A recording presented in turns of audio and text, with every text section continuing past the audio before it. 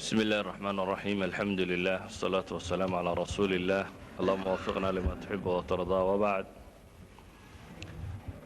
نحن كجرنا غزوة بدر الكبرى وحين جوغنينا iyadoo nabigu calayhi salaatu wasalaam uu mashhuura ama wada tashi la sameynaya saxaabadiisii waayo waxaynu nidhi waxaa jiray heshiiskii uu la galay reer madiina uu ka baxsantay qadiyadda tani ee ahaa inay magaalada difaacaan dabeetana nebigu calayhi salaatu wasalaam wuxuu u soo bandhigay qadiyaddu halkay marayso waxaa hadlay markaasi abubakr asidiiq dabeetana si fiican buu u hadlay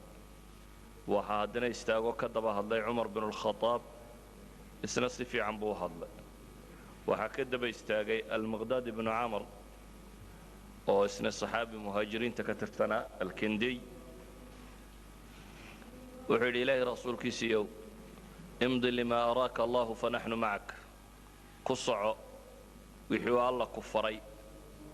ama waxa alla ku tusiyo subxaana wa tacaala ku soco aniguna macaaga ayaanay ku odhan mayna buu yidhi sidii reer banu israa'iil ay nebi muuse ku yidhaahdeen idhab anta warabbuka faqaatilaa innaa haahunaa qaaciduun kuma lihin buu yidhi sidii ay reer banu israa'iil markay hoojiyeen nebigoodii ay ku yidhaahdeen baytulmaqdis markuu u dagaal tegayey nebi muuse oo adiga iyo rabbigaa dagaal gala annagu waa idinsii sugaynaa intaad meesha furanaysee sidaa kuma odhanayna buu yidhi ee waxaanu ku leenahay buu yidhi idhab anta warabbuka faqaatilaa innaa macakumaa muqaatiluun ilaahay rasuulkiisiiyow adiga iyo rabbigaaba dagaal galaanana waa idinla dagaalgalaynaa ilaaha xaqa kugu soo saaraan ku dhaartee buu yidhi haddii aad naga kaxayso ilaa barkilghimaad yacni meel fog buu markaa u jeedaa lajaaladnaa macaka min duuni xataa tabluga waa kula diriraynaa ilaa iyo inta aynu ka gaadhayno yacni marnaba kaa hadhi mayno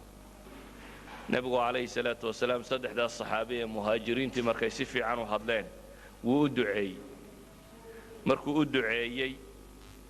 ayuu wuxuu haddana nebigu ku celiyay weedhi ashiiruu calaya ayuha nnaas dadow ila taliyo waxidhaha ayuu nebigu ku celiyay calayhi salaatu wasalaam iyadoo ay ka muuqato nebigu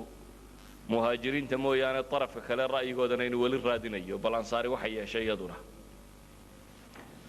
waayo ansaar baana tirada u badnayd meesha maraysa oo 200 iyo dheeraad laga yaabo inay ahaayeen isla markaana baycadii ay la galeen nebiga calayhi salaatu wasalaam kumay jirin qadiyadda tani yaa rasuula allahi bay markaa ansaar yidhaahdeen innaa buraa waxay hore ugu sheegeen oo ku jirtay baa la yidhahdaa heshiiskii ay nebiga la galeen ilaahay rasuulkiisiiyo u beri baanu ka nahay yacni ilaalintaada inta aad naga soo gaadhaysaa markii hore heshiis ku jiray oo madiina yacni markaad timaaddo ayaanu ku difaacaynaa faidaa wasalta ilayna faanta fii dimatina namnacuka maa namnacu minhu abna'ana wa nisaa'ana marka nebigu calayhi salaatu wasalaam wuxuu ka cabsi qabay baa la yidhaahdaa ansaari inay tidhaahdo arrinkani kuma jirin heshiiskii aynu wada gallay markuu nebigu weedhaa ku celceliya markaa waxaa istaagay sacd ibnu mucaad oo ansaar ka mid ah wuxuu yidhi wallaahi lakaannaka turiiduna yaa rasuula allah ilaa baan ku dhaartay alle rasuulkiisiiyo inaad annaga noo jeeddaa baan filaya markaad weedhan ku celinaysa ila taliya ah nebigu markaasuu yidhi ajal ay nacam haayo idinka ayaan idin jeega wuxuu markaa ugu jawaabay saxaabigan ansaarigii nebiga calayhi salaatu wasalaam فقد آمنا بك وصدقناك وشهدنا أن ما جئت به هو الحق وأعطيناك على ذلك عهودنا ومواثيقنا على السمع والطاعة لك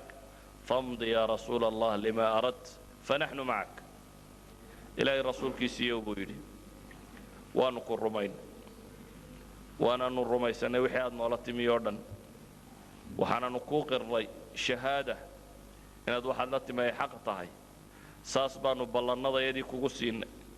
waxaananu ku aqbalaynaa cala samci wa taaca baanu mar kasta kuula taaganay inaanu ku yeelno ee famdi ya rasuula allah lima aradt fanaxnu macak wixii aad doonayso yeel waa kula jirnaa ilaahay rasuulkiisiiyow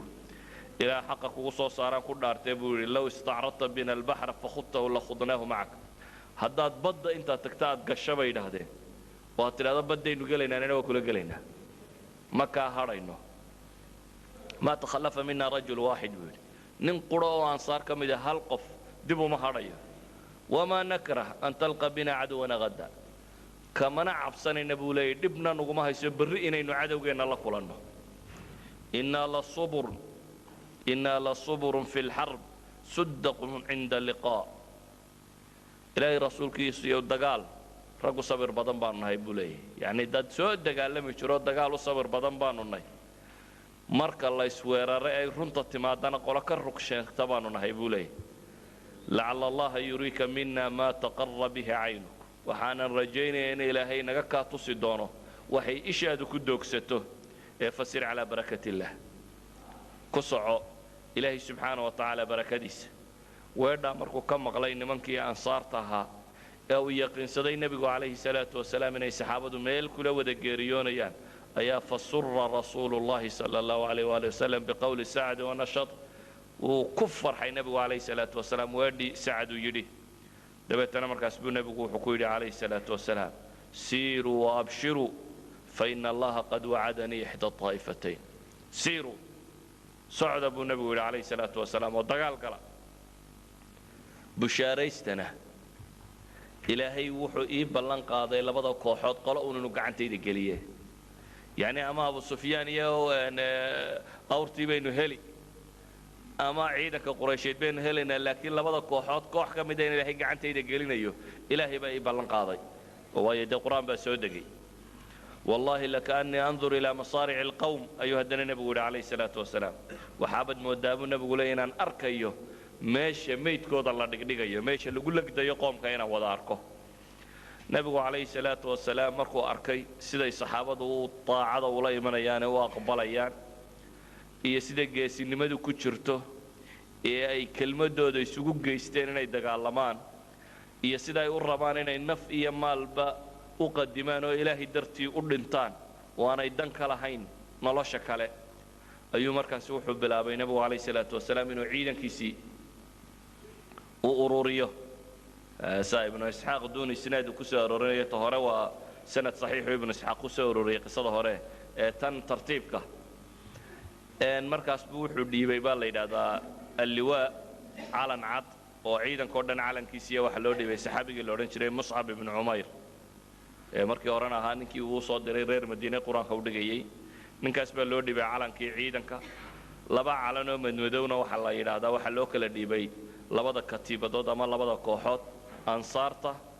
أو سعد بن معاذ كي وهد ليه هدا وهجامين يعلن كذا لو ديبي يا مهاجرينته أو هجامين يبغى لا هذا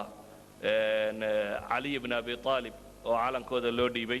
لبدا عيدنا الله يسكت درينا يعني عيدنا كمسلمين تودنا علن كي سنة وحلا يسكت ديبي نكاسي نكال لا هذا مصعب بن عمير الصحابي قال لا هذا ساقط أمرنا كعيدنا يعني ciidamada waagi hore waxay u dagaal gali jireen maymana iyo maysara ama bidix iyo midig iyo qolo dambe oo saaqa iyo qolo muqaddamo taliica ah saaqada markaa ama dhudhunka dambe waxa loo dhiibay isagana Qays ibn Abi Sa'sa'a nin saxaabi ah la yiraahdo halkan markaynu dhanka muslimiinta joogna waxa muuqata ciidanka islaamiga oo dhami inuu dagaal galo inuu isku wada raacsisan yahay in ilaahay dartii loo dhintay in la isku raacsan yahay أما إذا دنك قال هذا مركز تقولنا يسقى خلاف بكتيرة أو وايو هدف كي دقال كاللص هدف كي لص بحي مركي لجيمي وحي هيدنا بدبات سدان أورتوده أورتي هنا بدباتين أوركي دويمي وطنوري قبائل كقار كم يدو حين أنا قد دقال قليمين ويسكتجنا ورير بن الزهرة يجوا دقال كهذا أنا خمس من الشريق عيدا كسور ريوين ورسح بغلانين كل دو أنتي صهدا أبو جهل ولكم هذا حدا يجيو ayaa iyaduna waxay isku dayeen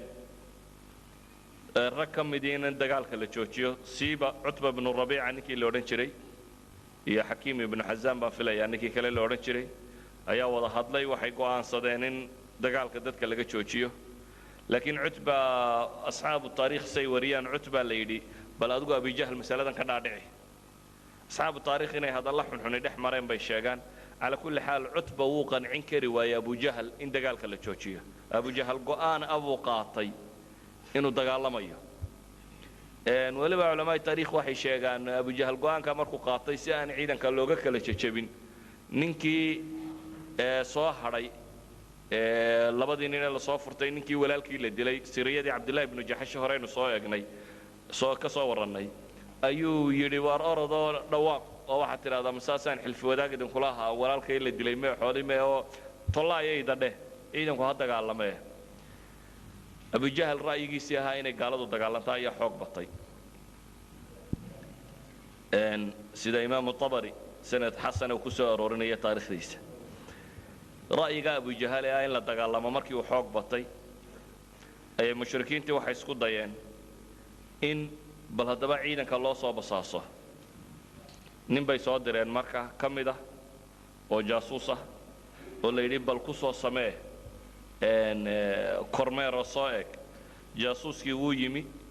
si uu soo hubiyo cadadka muslimiintu inta ay leeyihiin iyo hubka ay haystaan noociye iyo waakaasi jaasuuskaasi war buu celiyay uu tilmaamayo nimankani inay yihiin niman horta waa koox yar buu yidhi intaan aan soo arko 300 ama wax yar bay dheeriyeen ama wax yar bay ka dhiman yihiin isla markaa buu yidhi waa xagga dambana balan soo eego dib buu sii cararay oo wuxuu yidhi wax madada iyo taakuleen ka dambayso soo socotana ma arko laakiin waxaan u arkaa buu yidhi koox yaroo madadka iyo taakuleynta wataan seeftooda harsanaya yacni ninna kama dilaysaan inuu wax halaaga mooyaane marka waa koox ku tala gashay buu leeyahay geeri unbaa meeshan joogta ee koox caadiya maaha tira ahaanse waa niman yar buu leeyahay Abu Jahl laakiin caqli xumadu binaadamku markuu kibro caqligu uu ka tagaa Abu Jahl waa nin kibray dadkuna mar hadduu kibro talada wuu seegaa Abu Jahl kibirkii wuu caqliga wuu ka tegey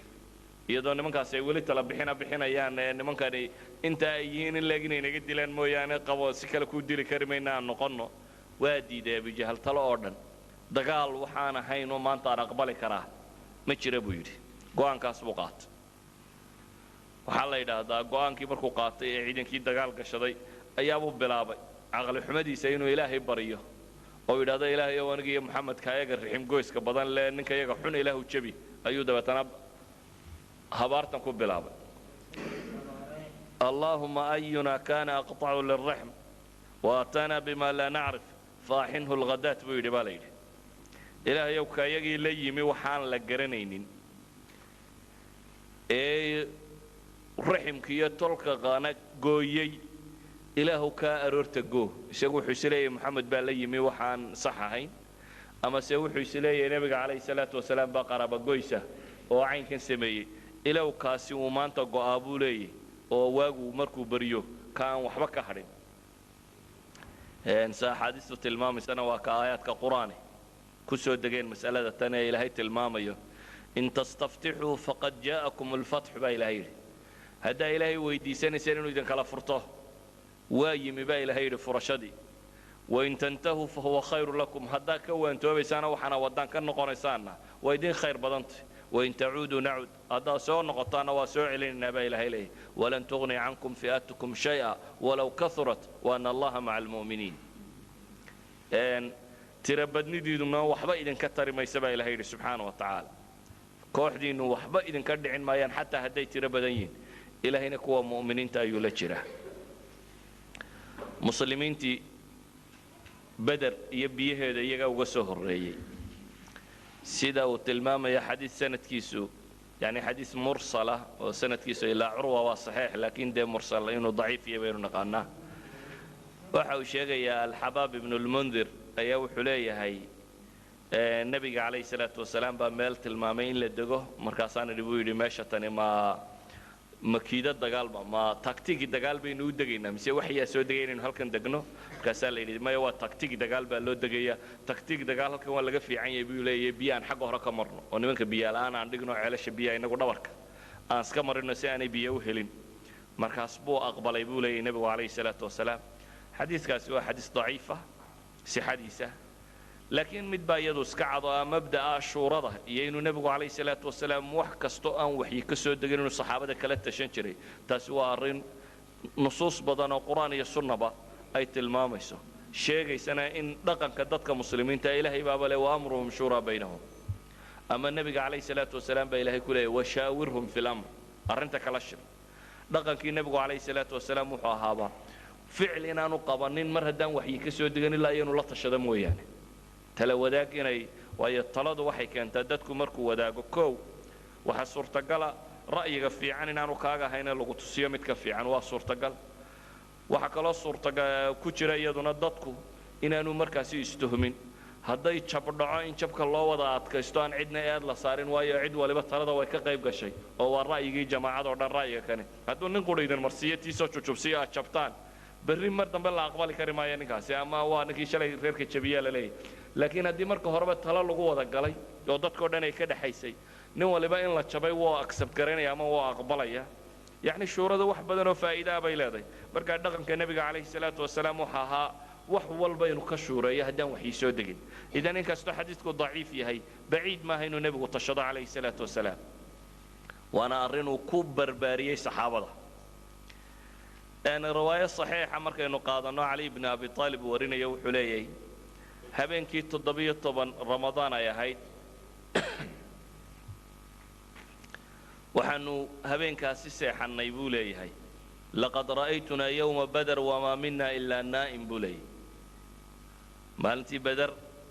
naga midii haddaadna arki lahayd buu leeyahay ma jirin qof naga midii ilaa iyo habeenkaasi wuu seexday ilaa rasuula allahi mooyaane sala allahu calayh waalihi wasalam habeenkii dagaalka la geli doono dhammaantood way wada seexdeen nebiga mooyaane calayhi salaatu wasalaam nebigu isagu muu seexanin habeenka kan saxaabadii kale oo dhammi way seexdeen nebiguna wuu istaagay habeenkaasi geed buu tegey hoostii wuu tukanayey ilaahay buu baryayey ilaa waagu ka baryayey buu leeyahay wuxuu kaloo cali bni abi aalib uu leeyahay habeenkaasi waxoogaa rooba ayaana helay oo lagu qabowsado roobkii markuu nagu soo da'ayna buu leeyahay dadkii dhirta hoosteeda ayay galeen dadka badhna wixii sitay maxaa la yidhahdaa tars ama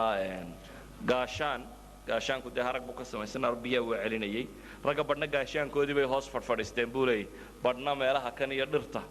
ayaa roobka laga galay nebiguna calayhi salaatu wasalaam habeenkaasi oo dhan ilaahay buu baryayey isagoo leh allahuma inta ahlik hadihi alfi'a laa tucbad ilaahow kooxdaa yar maanta haddii ay la halaago ilaahu dunida dib lagugu caabudi maayo yacni wuxuu tilmaamayay in islaamku jab ay u tahay dagaalkan maanta diin iyo diin la'aanun inay joogto oo nabiga calayhi salaatu wasalaam iyo diinta islaamiga inay quwoobaan inay ku xidhantahay dagaalkaasi inay guulaystaan wuxuu leeyahay cali bni abi aalib siduu ilaahay u baryayey baa markuu waagu baryaana loo yeedhay iyadoo la leeyahay asalaa cibaad allah asalaa markaasaanu dhirtii ka soo wada hoos baxbaxnay buu yidhi gaashaamada iyada iyo wixii halkaas buu nebigu nagu tukiyey calayhi salaatu wasalaam isaga oo markuu salaaddii na tukiyey kadibna dagaal aad noogu booriyey buu yidhi xadiidkii musnad oo imaamu axmed buu ku yaalla sanad saxiixana uu ku soo arooray dagaal isagoo aad noogu booriyey nebigu calayhi salaatu wasalaam riwaayad daciifa ayaa iyagu waxay sheegaan tacbi'at ljeish iyo tahiyadoodu inay habeenkii dhammaystirantay laakiin riwaayadda caliya saxiixii waxay tilmaamaysaa habeenkaasi in la iska seexday uun laakiin subaxii uun ay ahayd wakhtiguu dagaalka dadka ku boorinaya dhiiri gelinayay xadiidkaasi siduu sheegayay in roobkani soo da'ay ama inay seexdeenna waxa kaaga filanba aayaadka qur-aan ee ilaahay subxaana wa tacaala waa ka inoogu tilmaamaya in alla seexiyey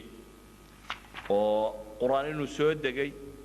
id yugashiikum annucaasa amanatan minhu waa ka ilaahay subxaana wa tacaala tilmaamaya inuu ku soo dejiyey hurdo iyo in roobba loo soo dejiyey aayaadka qur-aana baa wada tilmaamaya markaad u fiirsato soo dejintan uu ilaahay subxaana wa tacaala ku soo dejiyey hurdada horta hurdadu waa shay qofka bini aadamkii uu nashaadka dhammaantii dareemo qofka bini aadamkii markuu daalo waxa qudha daal ka bi'iya waa hurdo hadduu seexdo qofka bini aadamka wuxuu dib u soo kaca isagoo nashiita oo farasha oo aan kii hadeer daalay ama cabanaya aan ahayn hurdadu waxay kaloo astaan u tahay qofka deganaanshiyihiisa qofka bini aadamkii wuxuu gam'aa marka uu mutma'inul qalbi yahay markuu xasiloon yahay ama qofku goob uu baqaya hadduu joogo hurda kama timaado yani qof baqaya hurda kama soo degto qof warwarayo walwalhayana hurda kama soo degto hurda waxay ka soo degtaa nin xasiloon nimaan warwarna haynin baqana haynin idan goob dagaal haddaad gamaacdo macnaheedu waxa weeyaan qofkan inuu mutma'in ba yahay qof aad u degan inuu yahay oo si fiican hadhow dagaalkiisa wadi kara qof aan warwar badani ka hayn dagaalkan iyo waxaan oo dhan ilaahay subxaanahu wa tacaala saxaabada tan markaa isagoo qalbigooda dejinaya oo lagu talagalay aroorta berriya inay si fiican u dagaalamaan waxa uu alle subxaanahu wa tacaala ku soo dejiyey hurdo hurdadaasina waxay ka mid tahay been leenahay waxyaabihii ilaahay subxaanahu wa tacaala ugu gargaaray ayay ka mid ahayd hurdada tani waxa kale oo alle subxaanahu wa tacaala ku soo dejiyey roob oo markaasi dhulkii macrakada iyo meeshii ay ku dagaalamayeen oo dhan ilaahay uu nabay subxaanahu wa tacaala oo uu hagaajiyey oo roobkani mid laga cabo uu noqon karaa ciidda iyo dhulkan oo dhan mid hagaajiyo meeshan lagu dagaalgalayo ay fiicnaato waa noqon karaa yani wuxuu ka mid yahay roobku waxyaabaha nafta bini aadamkii haddaanu noqonin mahigaan dee qaada roobka yar ee waxoogaaga ahi mid isagoo laftiisu nafta raaxo geliya idan waxaa ka muuqata habeenkan ay dagaalka galayeen in ilaahay subxaanahu wa tacaala uu dadka kan dejiyey oo loogu talagalay qalbigooda in ويذهب عنكم رجس الشيطان وليربط على قلوبكم ويثبت به الأقدام بإله المامي وينزل عليكم من السماء ماء ليطهر بكم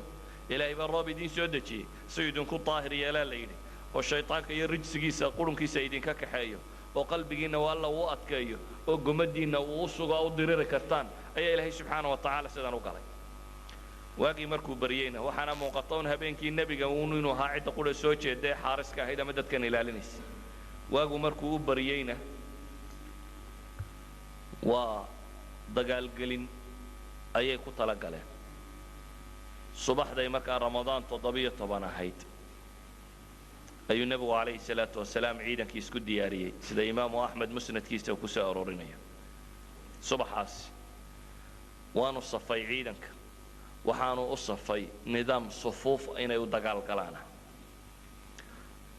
وكتلمام يعني إننا عالم ومسلم ودن تيدوان محمود شيت خطاب يعني كان عيدنا هانشري وحلا أسلوب كنا بيجو ودجال قليه بدر يدجال بدن وكدم بيبه وأسلوب أنا عربي هرو ودجال لم يشرين أسلوب كان عن صفوف سيد صلاة الله قالوا كلا صفوف أبو نبي جو دجال قليه لكن عربت أسلوب بدي عنك هاي وقال له دجال قلي شري وحانشري أسلوب الكر والفر أسلوب كلبك وحين الدجال قاشوا كصوب حدوث أسي الكر والفر الله سمايه رجال العلين يكبحس سأل الله تكلمه أسلوب كم بيد هذين صفوفته وحكوف في عين كو عيدا كمركو يري هاي وقف في عين الفر والكر عيدا بدن بس سمايه بيد هذين وحكى له كف في عين بيد هذين خسائر تايوكو يريح وحكى له كف في عين بيد هذين قائد كعيدا ككتلنا زمام الأمر قعنتي سايكو ذا شريه wuxuu kaloo ku fiican yahay bay yidhaahdeen cid kasta oo soo gasho nooca kana si fudud ayaa loo celin karaa idan waa nidaam aanay carabi hore u aqoon buu leeyahay nidaamku nebiga kan uu subaxaasi saxaabadiisa u dagaalgeliyey sufuuftaasi markuu simay nebigu calayhi salaatu wasalaam isaga xagga dambe ayaa cariish yar looga dhisay qubba yar oo markaasi ciidanka ka hogaamiyo qubbadaa yar in loo dhisana sida riwaayadda bukhaari tilmaamayso sacd ibnu mucaad baa keenay oo yidhi ilaahay rasuulkiisiiyow ciidankana waa ciidan yar muslimiin badanina waa kaa dambaysa wax walibana waa dhici karaan goobtan dagaal waxaan rabnaa inaad dagaalka xagga hore aad u ka gelin xagga dambe inaad joogtid oo mar kasta oo ciidankani xataa hadduu jabo in la heli karo muslimiin badan oo dee madiine ku harsanayd oo kusoo taakuleen kugu soo gaadhi karta marka xagga dambaa meel yar looga dhisay waana qaacida macruufa ah dee ciidan kasta oo meel dagaal galaya in maamulkiisa ama ciidanku si aanu maamulkiisa u lumin cidda ka talinaysa in la ilaaliyo maxaad u malayn badda ummadda nebigeed waxa uu kaloo nebigu calayhi salaatu wasalaam u tilmaamay dagaalka inaanay gelin ilaa iyo amar ay isaga ka helaan mooyaane dagaalka inaanay gelin oo weerar inaanay qaadin amar in laga helo mooyaane wuxuu kaloo nebigu faray calayhi salaatu wasalaam dagaalkaasi marka laydinku soo qaadee weerarka laydinku soo qaadaba seefta galka ha ka saarina buu yidhi seefo haydin galaysnaadaan waxaa adeegsataan buu nebigu yidhi calayhi salaatu wasalaam gamuunkiina leebkiiyo qaansaduun adeegsada oo ciidanku markuu soo yaacaba gamuunka ku rida oo weliba wastabquu nablakum ha iska tuurtuurinuuna hubiya oo markay idiin soo dhowaadaanuun ku garaaca waa usluub jadiida bay yidhaahdeen oo ah ciidanku xoogiisa iyo safetiisaba inuu dib u dhigto waa halkan maanta laga isticmaalo ciidanka intaan dagaalka la gelin dee madaafiic baa meesha lagu tumaamo kadib baa la yidhahdaa inventorygu inuu galo sidan oo kale waxay ahayd yacni gammuunkani waa madfaca qudhee la hayay ee gacanta ka baxaya ee ciidanka ku tumaya marka ciidanka waxa u adeegsataan buu nebigu leeyahay calayhi salaatu wasalaam gammuunkiina marka gammuunka ku dagaal gashaan kadib uun ayaa la rabaa in seefta lagu dagaal galo wuxuu nebigu faray markaa qofna inaanu meeshiisa ka dhaqaaqin sidaa la yeelo sidii bay ku dagaal galeen nebigu calayhi salaatu wasalaam markay mushrikiintu u soo dhowaadeenna ee dagaalku uu bilaabmayna wuxuu u faray qumuu ilaa jannatin carduha asamaawaatu walard u kaca buu nebigu markaa mar qura amar ku siiyey janno ballaceed uu leegiyey cirkan iyo dhulkanba asamaawaat samaawaadka kan oo la isku daray iyo dhulka jannaa ballaceed uu leegiyey u kaca waxaa la yidhahdaa cumayr ibnu alxamaam saxaabiga la ydhahaa cumayr ibnu alxamaam alansaari ayaa wuxuu maqlay weedhatan dabeetana nebigu su'aal ku celiyey yaa rasuula allahi janna carduha asamaawaat walard ma hadda haddii halka lagu geeriyoodo waxaa la helayaa janno cirkan iyo dhulkan iyo waxan oo dhan ballaceedu leegiyey nebigu calayhi salaatu wasalaam wuxuu yidhi nacam qaala bakh bakh bakh buu markaa yidhi ama bakhin bakhin waa eray carabtu ay isticmaasho ah يعني waxa markaad la yaabto tacajub loo yiraahdo nabigu calayhi salaatu wasalaam wuxuu ku yidhi maa yaxmiluka calaa qawlika bakbakh maxaa kugu kalifay inaad bakbakh tidhaahda buu nabigu ku yidhi calayhi salaatu wasalaam qaala laa wallahi ya rasuula allah ilaa rajaa'an an akuuna min ahliha wax kale iguma kalifin buu yidhi ilaahay rasuulkiisiiyow inaan rajaynayo inaan kuwa ka mid noqdo mooyaane waa xadiiskii saxiixa ku yaalay markaas buu wuxuu ku yidhi nebigu calayhi salaatu wasalaam fainaka min ahliha adigu ahlu jannaad ka mid tahay buu nebigu ku yidhi dabeetana saxaabigaas waxaa la yidhaha waxoogaa timiru haysta uu markaa cunayay oo salaada dagaalka aad bilowd timirtiisii buu soo saaray markaasuu midhadh ka cunay dabeetana waxaa la fogaatay inuu timirtan dhammaysto ilaan jannaa loo sheegay cirka iyo dhulkaba ka ballaadhan in lagu yidhaahdo cirka iyo dhulkaba wax ka weyn baad helaysaa dagaalkan waxaa laga yaabaa inuu u dagaalami lahaa hadii la yidhaha haniimaa la helaya ama waxoogaa xoolaabaa la helaya laakiin iyadoo lagu yidhi janno cirka iyo dhulkaba ka weyn ayaad mujarad intaad dagaalkan ku dhimanayso inay kaa xigtaa idan geeriday nolosha markaa ka jecel yihin sidaa awgeed buu timirtii eegay wuxuu yidhi lain ana xuyiitu xataa aakula tamraati haadihi innaha la xayaatun tawiila wallahi ku dhaartee buu yidhi haddaan sii noolaado inta aan midhahan timirtaa ka cunayo tani waa nolol dheer buu yidhi yani timir dhammayso hadday arrinku joogo waa nolol dheer buu yidhi timirtii buu iska dhigaa layidhi waa tuuray faramaa bima kaana macahu min atamri uma qaatalahum xataa qutil dabeetana wuu ka dagaal galay ilaa iyo uu ka naftu ka baxaysay cumar binu lkhadaab wuxuu inoo sheegay maalintaasi beder rasuulku calayhi salaatu wasalaam mushrikiintu eegay buu yidhi oo ilaa kunnina dabeetana saxaabadiisu eego 310 ah markaasuu qiblada u jeestay oo gacmaha aad u taagay buu leeyahay isagoo nebigu qaylinaya calayhi salaatu wasalaam oo ilaahay baryaya oo leh allahuma anjis lii maa wacadtanii allahuma aati maa wacadtanii allahuma an tahlik hadihi alcasaaba min ahli lislaami laa tucbadu fi lard ilaahayow ii soo deji wixii aad ii ballan qaaday ilaahayow isii wixii aad ii ballan qaaday ilaahu kuwaa yar haddii la halaago yani waxaa meesha ka muuqata oo runtii si fiican loo tilmaamayo qofka muslimka ahi meesha uu xoog iyo madadka ka dayo waxaa laga yaabaa innaga markaa dhibtu ku qabsato waxa koowaad aad ka fakertaa inay noqoto bini aadam waar xaggaad u kacdaa talow kii hebel ahaa miyaad qabataa mise cidun aad isleedahay waxbay ku taraysaa marka koowaad maskaxdaada waxa kusoo dhacay inuu cayn ka noqdo laakiin waxaad arkaysaa ambiyada iyo saalixiinta dadka wanaagsan marka mushkiladu qabsato waxa koowaad ama meesha koowaad ay u kacaan inuu yahay ilaahay subxaana wa tacaala waa biyadihi alkhayru kullu ilaahay gacantiisa wax waliba ku jira idan qofka mu'minkaa waxaa habboon wax kasta oo dhib oo qabsada meesha uu la aadaya inay noqoto qadiyadatan maalmo ka mid ah waxaan arkay nin wadaada runtii oo dadkan cibaadada jecela mas'alo ii sheeg aad baan ula yaabay waayo waxaan ahayn waxaan dadka ka bartay waa Norway isagoo jooga oo dhul gaaleed jooga ayuu gurigiisa ka ambaday gurigii buu waayay guriga markuu waayo dee waxa kugu soo degdegaya koowaad waxa weeyaan kalendarkii laga eegi jiray boosta iyo ama taxi inuu kiraysto idhahda adreska ay geeyo ama inuu cid weydiiyo waxaasaa dee qofka maskaxdiisa gurigii markaan waayey buu yidhi un baan istaago ilaahay baan baryey ilaahu gurigaygii ii tilmaamo aan helaa baryadii markaan dhammaystay baan dhaqaaqay buu yidhi toos baan u galay yacni ninkaa maskaxdiisa waxa ku jiraan ka yaabay waayo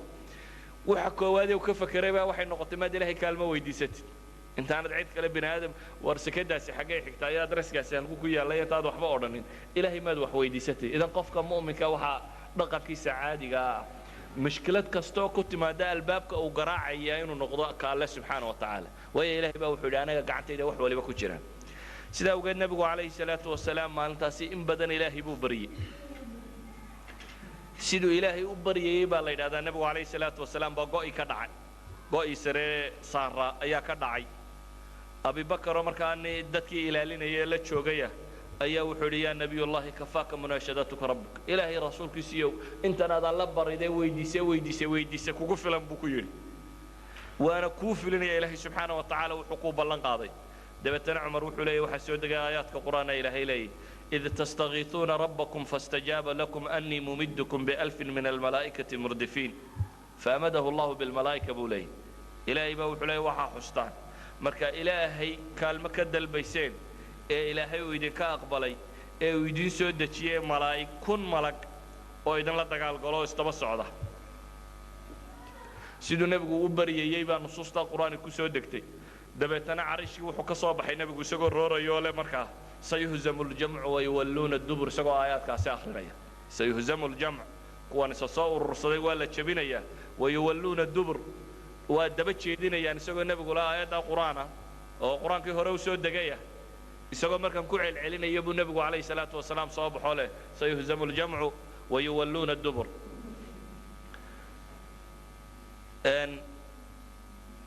علي بن أبي طالب نواك المام ينبغ عليه الصلاة والسلام دقالك أنتم مباشرة نفتيسة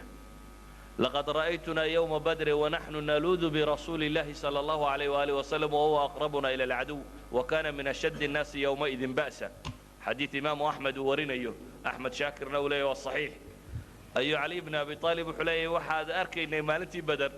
إيضا أن النبي قد وقف قبنا نبو لي ونبي نعد وقبنا وقحقه مالنت أنا الرجل نقود قالتك ayuu nebigu ahaa buu leeyahy calayhi salaatu wasalaam markaasi uu ka soo baxay cariishkii ee uu dagaalka soo galay dagaalka kani wuxuu ku bilaabmay kow mubaarasadu waa waxaa caado ahaan jirtay ciidanka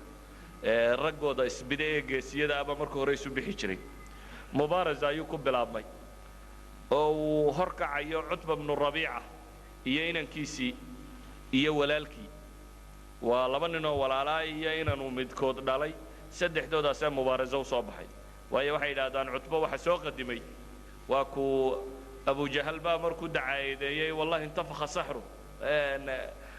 sambabada karaya buu yidhi yacni wuxuu ku dacaadeynaya uu lahaa wuxuu arkay buu yidhi ciidankan ka soo horjeedo akalatu jazuura in la qabqabanayaa inaanu dhalo kalena wuu ku jiraa yacni inaanu dhalayba xagga muslimiinta ka soo jeeda markaa wuxuu is yidhi maanta inankaagu yuu dhimanin caynkaasi dabeetana waa afkaa ka xumaado waa inoo berri baa la yidhi keenna sambabku karaa barraad arki doontaaye saasi daraaddeed buu mubaarasadii koowaad baa cidda soo baxday waa odaygii cutba ay ishayeen abujahal iyo walaalkii iyo shaybe ah iyo inan ay dhaleen oo weliid la yidhaahdo intaasaa soo baxay dabeetana safkan muslimiinta waxaa jooga niman aanay quraysh sarag laakiin cadho dhammaanteed u ciil qaba يعني مهاجرينتو وانما اي قريش هريسو يقانين يرقوده لكن صفكان انصارت الله يراهدو انصارتو وانما هرتا دغال حتى كسو بخاي باي هاينو حرب بعاث باي كسو بخين وانما aad u dagaal badan bay haay isla markaasi waanima aan gaala dagaal wali la gelin ama gaala aanay gumaysan sooday ku islaameen guryahoodii bay joogeen dadkooda intii u badnayd baa islaamay marka magaaladan ay ku koraan islaam baa hogaaminaya niman dhalinyarana way u badan yihiin shabaab aad u xamaasadaysan oo kacsan oo maqlay uu niman baa nabiga ku dhibi jiray maka ilaahu yaa indha idinka qaada uu dhalinyaro leh nimankii nabi maxamed wixii la ogaayay dhib u geystay ayaa meesha iska jooga saadaradeed mubaarasadii markay kooxdani soo baxdayba markiiba waxa soo booday saddex nin oo dhalinyaro ansaar ka mid ah saddex dhalinyaradii ansaareed ka mid ah ayaa markiiba u soo baxay dabeetana waa diideen qoladii quraysheed baa waxay dhaaheen may waxaanu rabnaa tolkayo nimankii naga yimi ee ragga fasahaadiyaanu doonaynaa bay leeyihiin dhallinyaradeenna tan uma soconno nebigu calayhi salaatu wasalaam markaas buu amar bixiyey oo yidhi kac xamse kac cali kac cubayda waa عبيدة بن الحارث بن المطلب وصدح نينو فاملي النبي عليه الصلاة والسلام يا حمزة ديرك الرمى يا علي أنا ديرك الرمى وصدح نينو صدح لما يسكو فامليهين أيو نبغو كعي مركز سوري بحا مبارزة صدح لتنبا وبحي إن حمزة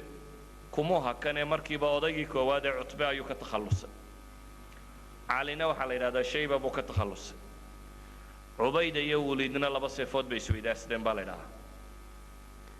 سنن أبي داود حديثك الصحيح هنا يساس الشيخية إن كستو علماء تاريخ أنت بدنا يسويداريان وأي كده كان شيبة يو عبيدة هنا هاي لبدا سيفا يسويدارسي أيا كانت سدح ديننا يسدح ديننا يسوس بحي لبا مركبة ولا تخلص مدنا لبدا دي ولا بس فوضى حالس يسويدارسي دنا ويدعين دبتنا لبدي سحابة لبدا ده كتخلصي علي iyo xamzo iyagu markiiba labadoodii dilay ayaa ku soo karceliyay kii kalena kii saddexaadna nafta ka jaray koodii dhaawac ahaana dib u qaatay saxaabigan dhaawacii markii badar laga noqday dhexda la sii socday isna naftu ka baxday oo shahiido saddexdii koowaad ee mubaarazadii ka soo baxay mushrikiinta saddexdiiba waa la dilay caradii waa ku sii badatay quraysh isla weynideedii saddexdii oday hore ay soo qadintay marka saddexdii baa laga takhalusay caradii waa ku sii badatay dabeetana hujuum bay bilaabeen weerar bay bilaabeen weerarkii ay soo bilaabeen nabigu calayhi salaatu wasalaam wuxuu bixiyey amarkii ahaa gamuunkun garaaca oo seefaha ula bixina yacni yaan safkaba la soo gelin ee gamuunkaasi uun ku tuma sidii baa la yeelo gamuunkii bay ku tumeen waxaana la tilmaamay nabigu calayhi salaatu wasalaam markaas buu sacab ciida qaaday baa la yidhi uu ku saydhay shaahat alwujuuh isagoo leh sacabkii ciida ku saydhayna ilaahay baa indhaa ka wada geliyey وك قرآنك إلهي كنت الماميو وما رميت إذا رميت ولكن الله رمى ما تورين با إلهي دي مركي أطورتي يعني توريا دي عيدة واتورتي لكن توريا إن دقشا ضدك قفوف إن داو سو قشا سعب عيدة هدا تورتي دي أما قفو كل دعي أما مالها سو كل دعي لكن عيدا دان إنو إيشا كقلا يد وقد يتكله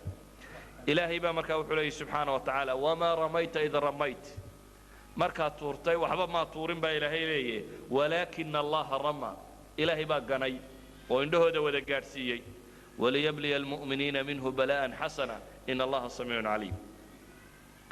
لبدي عيدا مركا سوا كل من دقال آدو أدق بانا كدعي مركا أو مسلمين تنا آدو من تديان قال دينا مركي بوالا لكعي قوبتا رقاءات كو من تدي حقا قال دا كسو جيدا وحكم دها بالا يدهدا الشيطان كي عمر بن هشام لو رنجري أبو جهل ولا ده أدو دقالن تيبو كمدها لكن سيدا حديث صحيح ده يتلمام يسو إساقنا لبس صحابية أو يرى أنصارتي كمدها أيا كتخلصي مركي دنبنا عبد الله بن مسعود بابا مدحك سوقوي يعني دقالكم مركو سيئات كاضي عبد الرحمن بن عوف باو حلي وحا ويل يرو دلير كمدون با hareerta iga soo galay buu yiri markaas wuxuu ugu yiri buu adeer waxaad ii sheegtaa ninka Abu Jahl la yiraahdo maxaad ku falaysaa baan ku idho ilaahay rasuulkiisu caay jiraa la yidho kaas maanta sii dayn maayay itilmaan buu leeyahay nimankan Abu Jahl raadinaya garamba maaya way ismay arag ee waa dhalinyarada reer Madiina aan tilmaamayno deetana wuxuu Cabdiraxmaan bin Awf oo nin muhaajira oo reer Makaab wuxuu leeyahay adeer aniga itilmaamuno waxaad ii sheegtaa Abu Jahl ninka la yiraahdo kii intaananu jawaabin buu leeyahay baa dhinaca kale wiil kale iska kaysoo taagay buu isna ansaar ka mid ah waa Muaad ibn Amr ibn al-Jamuh iyo Muaad ibn Afra weeyaan ayaa dhinaca iska kaysoo taagay buu yiri oo isna la buu yiri adeer ii sheeg Abu Jahl waa kee labadii wiil oo midba dhan iga weydiinay buu yiri Abu Jahl ku yahay ayaan arkay buu yiri Abu Jahl oo geed weyn aad moodo halkaas ka dagaalamaya dabeetana waxaan idhi buu yiri waa ka Abu Jahl ka raadinaysan labadiiba waa biibeen bulay waa duuleen oo waxay isku la sii daayeen Abu Jahl ninka la yiraahdo dabeetana kii koowaad seef buu ku dhuftay isagana wiil uu dhalay oo Ikram oo meesha taagnaa baa seef ku kiciyay kii labaad baa hadana ku kiciyay labadiiba dhulkay ugu tuureen Abu Jahl ninkii la oran jiray Abu Jahl oo dhaawaca baa la yidhi meel iska yaala ayuu cabdillaahi binu mascuudna soo maro intuu halkaa luqunta iskaga taagay ayuu madaxa ka soo gooyey abujahal markaasi waa geeriyooday oo waxaa dilay labada wiil nimanka waaweyn macrakadan lagu dilay waxa kamid ah umayyah ibn al-khalf umayya markii gaalada la jabiyay ay jabeen badhna la qabqabanayay 70 waa laga dilay 70 waa laga qabqabtay bay yiraahdaan culimada siira iyadoo la xidhxidhayo riwaayadka saxiixay ku soo aroray waxa la yiraahdaa Abdurrahman ibn Auf ayaa wuxuu qabsaday baa la yidhi ninkii la odhan jiray umayyah ibn al-khalf iyo inaan u dhalay isagoo xadhiga ku xidhxidhanayo wata culimada siira waliba taariikh dheer bay sii sheegaan waxa yiraahdaa labada nin biriga hore saaxiib ahaayeen dabeetana Abdurrahman ibn Auf oo urursanaya duruuc iyo hub iyo wixii uu helay ayuu yidhi war miyaanad geel caana la doonaynin maad aniga kolleyba waa lay xidhayaa waa kan oo lay qabayay adigu i kaxayso yacni adigu aad geela heshide si kasta ha ahaatee waa la qabtay iyadoo uu xadhiga ku giijistay oo wato ayaa waxaa arkay bilaal umayyah ibn al-khalf waa ninkii bilaal intuu dhagaxa laabta ka saaro cadceedda dhigi jiray mushriga ahaa dabeetana bilaal baa arkay ninkii oo la hayo bilaal baa ku musanoobay markaa laa najawtu in najaa buu yidhi ilaahay waxaan ku ballan galay inaad nabadgelin haddaan nabad galo yacni labadeena midkeenuuna maanta la waaye mooyaane inaan nabad kale jirin ama adaa dhimanaya ama anaa dhimanaya waxaa la yidhaahdaa cabdiraxmaan baa yidhi war waa maxbuuskayga ha la ii daayo laa najawtu in najaadii buu qayliyey ra'su lkufri buu yidhi umayyah ibnu lkhalf baa halka taagan markay maqleen bilaal qayladiisii baa dhallinyaradii dagaalka ku jirtay markiiba soo rogaal celiyeen bilaal iyo riwaayadka saxiixa qaar ka mid ah waxay tilmaamayaan wuxuu yidhi markaan arkay in la hayo cabdiraxmaan ibnu cawf ayaan wiilkiisii cali u reebay buu yidhi aan idhi waar naga mashquuli bal inuu cabaar dagaalamo isaga ay dilaan oo aan la baxsan karo maxbuusnimo u ka haysto kii yaraa markiiba waa ka takhaluseen dabeetana waa ku soo gaadheen markaan arkay buu yidhi inaan la bixinayn baan ku qayliyey buu yidhi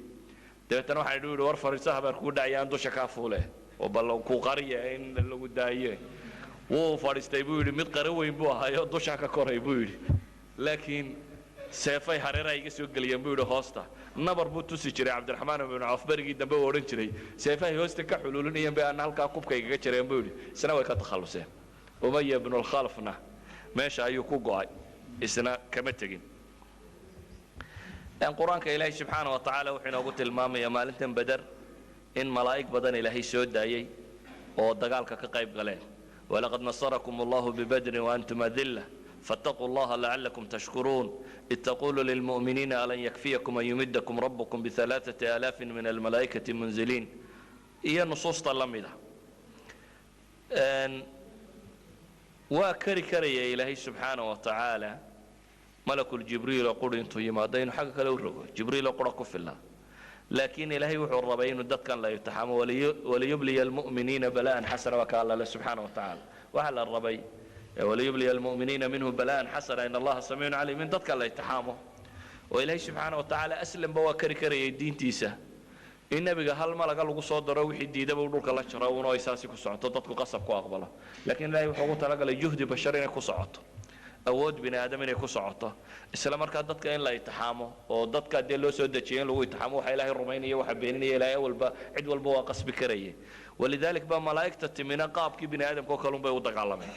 oo farda wato oo saasi u dagaalamaya ayuunba iyaguna ahaayeen saynu xagga dambe ka arki doono markaynu eegno nusuusta ku soo aroortay ibnu cabaas waxa uu tilmaamayaa wuxuu yidhi iyadoo nin muslimiinta ka mid maalinta tan nin mushrikiinta ka mid uu ku daba jiro ayuunbu hortiisa wuxuu ka maqlay uun sawt yani jeedal faras korkiisa jeedal lagaga dhufanayo oo uu qaylinayo ninka jeedal ku dhufanayo iqdam xayzuum uu leeyahay xayzuumna waa faraska magaciisii dabeetana hortiisuunba eegay markuu faraskii iyo codkii maqlayba hortiisa eegay mise ninkii mushrikee uu eryanayayba waa dhulkuu yaallaa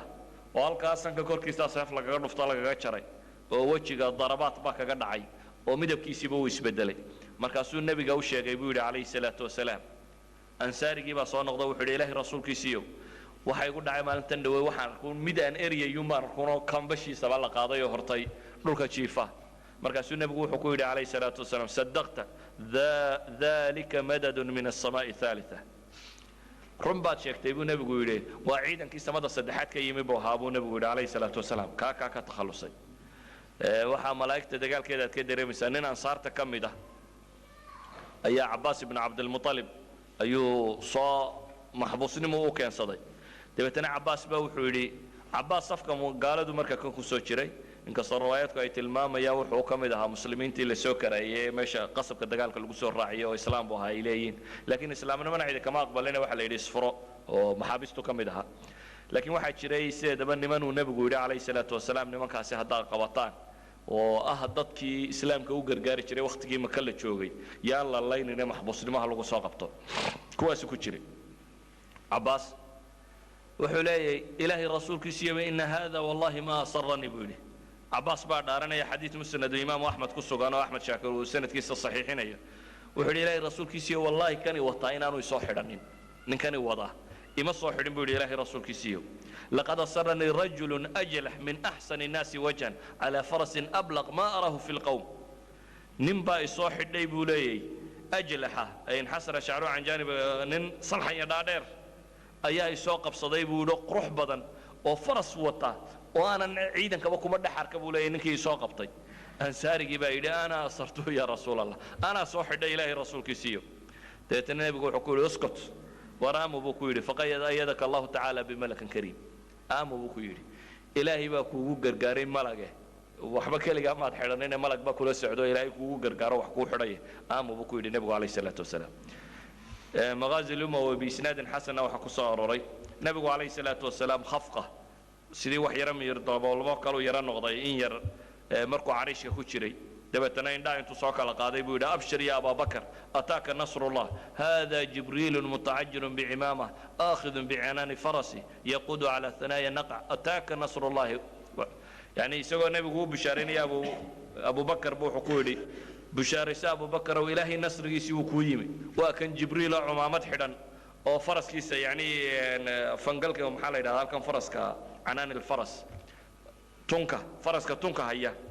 أو يعني عيدا وطو جبريل باص وقال ابن النبي عليه الصلاة والسلام صحيح البخاري نواك كسو جنبا إنه نبي يري عليه الصلاة والسلام جبريل باي ما وحو يري ما تعدون أهل بدر فيكم خير بدر محا إنكم أترسان يعني غير بدر سيدا ومالين سامبو النبي جبريل ويدي تبتنا وحنا النبي يقول افضل المسلمون او كلمه نحوها يعني هو مسلمين تقوى وفضل بدل ما كو وفي عنه كلا وارد ابو كويدي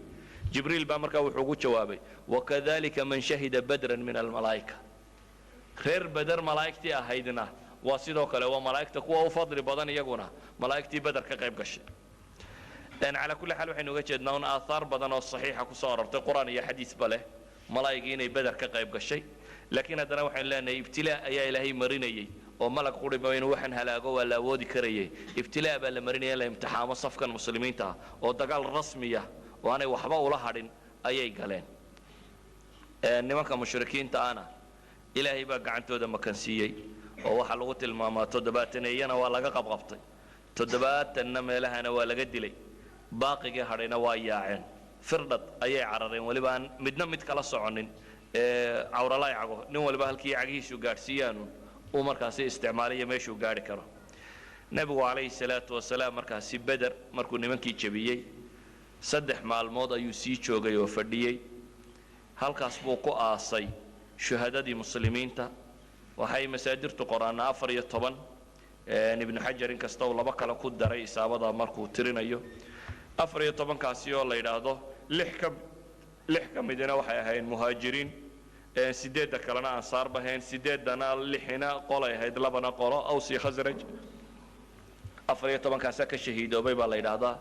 sida sunnada ku soo aroortayna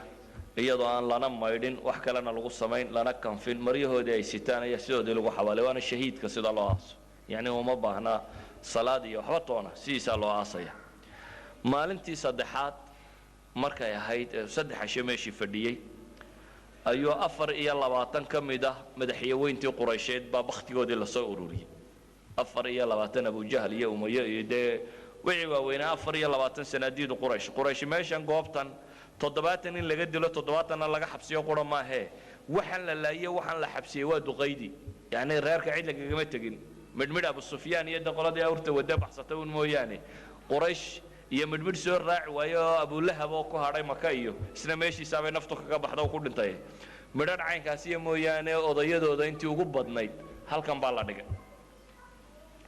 dabeetana nabigu calayhi salaatu wasalaam intuu soo ururiyo ceel goof ah oo Badar ku yaala buu yiri ku gura bakhtigoodii ceelkaas lagu guray iyadoo lagu gurayay buu intuu isdul taagay ayuu nabigu la hadlay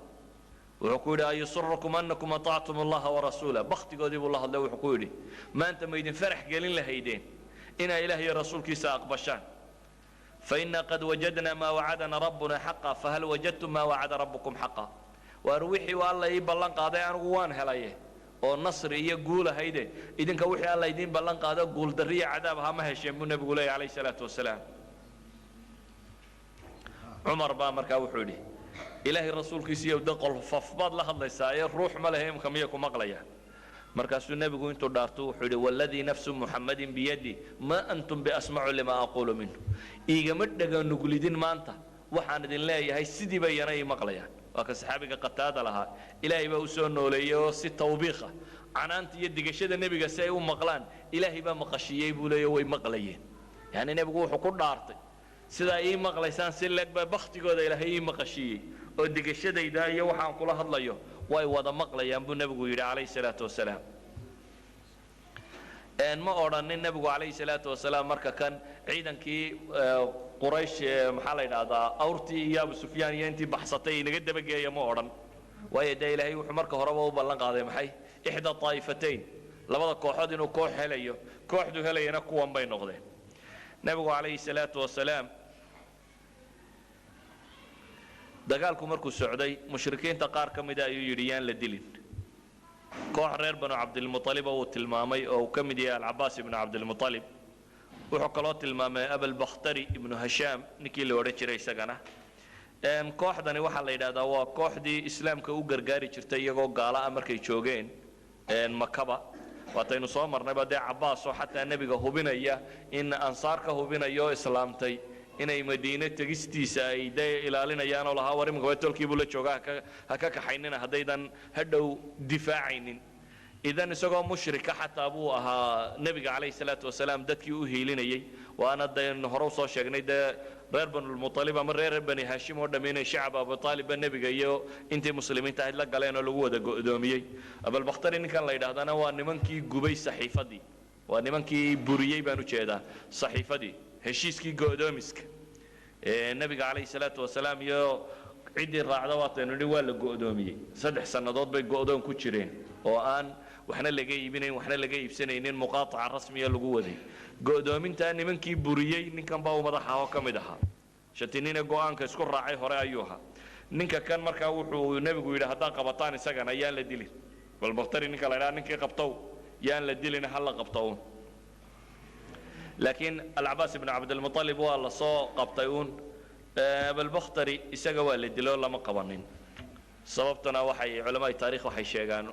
إسقى يمت كلا وضع صعدو وقبطي صحابية دبتنا وحول استاق نبي يقول هذيك هدلين بالي يقول استاق مركز سوري يا صاحب كي لبض يدبنا وده مكان قالي ككلا عدي ما أمرين بيقول إسقى مضحان كشرية دبتنا وحول هذا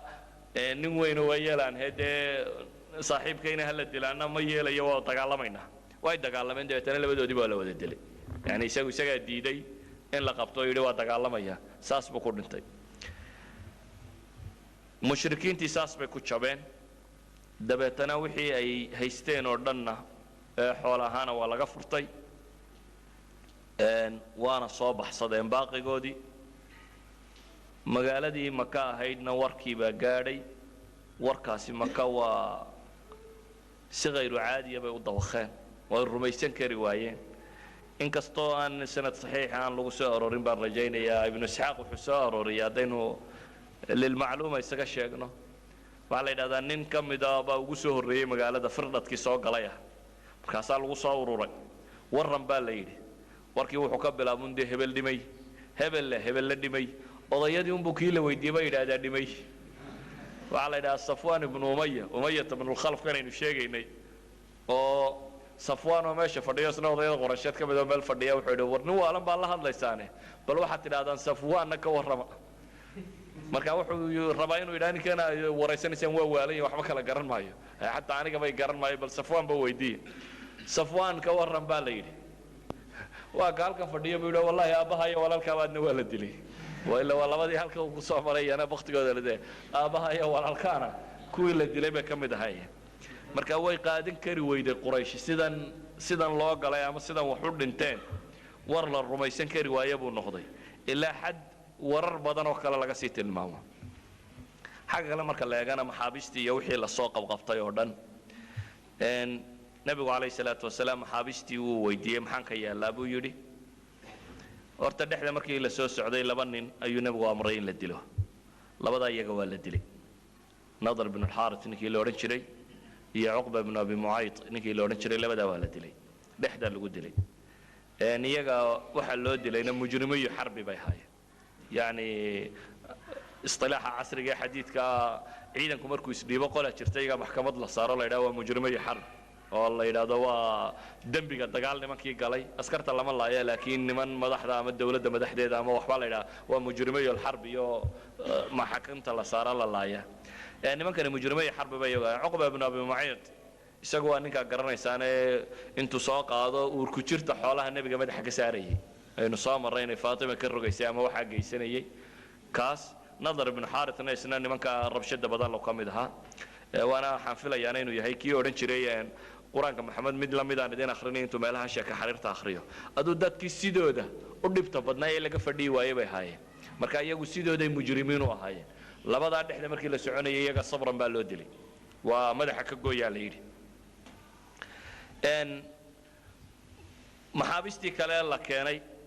nabigu wuxuu yiri sidaan u galaa Umar bin Khattab wuxuu yiri ilaahay rasuulkiisiyo intii in weynu dilay intan kalena waa aymatul kufr wa sanadidiha galada madaxii waaweynteeda intii ka hadhayna waa intan uu gacanta ku hayno iyana yaan xabadi ka baxsanin buu leeyahay haddaynu rabno gaal maanta inaynu iska reebno meel aan kala marro 70 ka dhan ka dabageeyo 140 ka quraash kamid ah haday dhaafaan buu leeyahay waxay waan bay leedahay xabadna yaan ka sii daynin buu Umar istaag Abi Bakar buu yiri nabigu kaleey salaatu wasalaam Abi Bakar oo ka waran Abi Bakar baa wuxuu ilaahay rasuulkiisiyo qoladatan aan fidya ka qaadno madax furasho aan ka qaadno oo dadka muslimiinta ee halka jooga waa baahan yihiin waa ka inaynu madax furasho aan ka qaadno nabigu kaleey salaatu wasalaam wuxuu u yeeshay ra'yiga Abi Bakar labada ra'yi wuxuu qaatay kii Abi Bakar laakiin quraan baa soo degay ayidaya ra'yiga Umar وإلى ما كان للنبي أن يكون له أسرى حتى يثخن في الأرض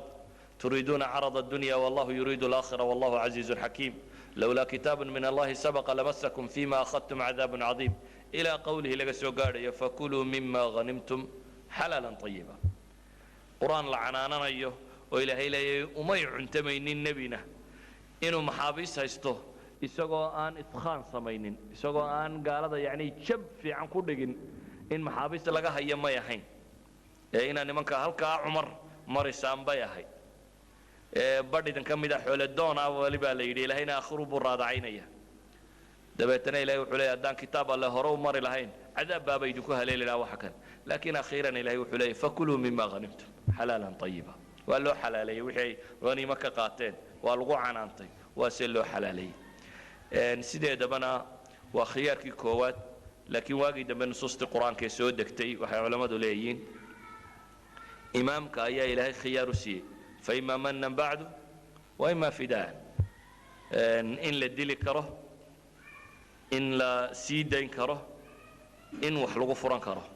intaba ma cada al-atfal wa an-nisaa iyaga in la dilaa marnaba ma banaana dumarka iyo caruurta iyo odayada daadeen dagaalna ku jirina mar raayina keenaynin iyo dadka in la laayo iyaga marnaba fi shariica قال مسلم وحدون يا هذا إلا الدلام ما بنانا لكن قوة كله إمام كمسلم كأمد دولة مسلم كعيدة كتالين السه سيدي أركتويه الصراحة كان أمام حابس تنحوله الغفر توي كلا قد سناية سيدا معروف كا الهيثمي مجمع الزوايد وكسا رورين يروه الطبراني ورجاله الثقات وليه هي وحلقة قاضي أفر كن الدرهم قفكي هنتهى استه dadka badhna way sii daayeen oo maalan zaynab ayaa timi oo ina nebi maxamed ah odaygeedii abalcaas ibnu rabiic ayaa ku jira dadka maxaabiista loo qabtay dabeetana zaynab baa timi oo qilaada ama maxaa la yidhaahdaa faashan luqunta lagu xidho taa luqunta lagu xidho uu nebigu siiyey calayhi salaatu wasalaam wadata oo u bixinaysa fidaa inay odaygeeda ku furato dabeetana saxaabadii way ka xishoodeen baashii yaradii uu nebigu dhibaata u siiyey inay dib uga qaataan oo way isaga sii daayeen asiirkeedii maxbuuskeedii way u sii daayeen oo may ka qaadanin qilaadadeediina way u daayeen asiirkiina way u sii daayeen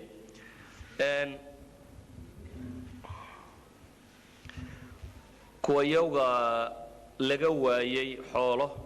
reer maka maadaamay magaalo baac mushtariya caynkan ahayd waxay u badnaayeen dad badan oo wax qorayay lahaayeen waxaa la faray iyaga inay inkastoo musnad imaamu axmed biisnaadin fiihi caliy bnu caasim nin la yidhahdo saduuq yukhti ah uu ku jiro waxaa la faray iyaga in ay waxbarasho sameeyaan yani hanti kuwii waayey waxaa la yidhi wax dhiga 10 meelahaas baa la yidhahdaa dadkii ansaarta ka mid a qofkii waxbare ee sa wax loo qoriyo wax loo akhriyo waxaa bara in la sii daynayo halkii kuwa kale 40 dirham laga qaadayay in iyaga badiilku yahay tacliim dadka inay wax baraan dabeetana maxaabistooda loo sii daayo وانا مالته النبي عليه الصلاه والسلام لو كان مطعم ابن عدي حيا ثم كلمني في هؤلاء النتنا لا طلقتهم له يعني isagoo nabigu abaal marka tilmaamaya wuxuu lahaa haduu noolaan lahaa maanta مطعم ابن عدي waana kan lahay nabiga عليه الصلاه والسلام buu jaarnimo siinaya ama dadkii islaamka u gargaaray isagoo mushrika kaasi haduu noolaan lahaa buu nabigu yiri oo bakhtiga kan igala hadli lahaa buu nabigu yiri waan wada siin lahaa يعني تضباطا كان محبوس بهدو مطعم ابن عدي من الله مانت وأسيدين لها أبو النبي عليه الصلاة والسلام وحي وريان علماء التاريخ فتح الباري سناد حسن ومن كتاب الأوائل لأبي النعيم وكسر رورينيو ابن حجر سيدو الشاقي وحي على استريني وسيد دايان لما واحد فيلا طبري بسناد حسن كسر رورينيو وحي على استين صحابته ينو وسيد دايان عباس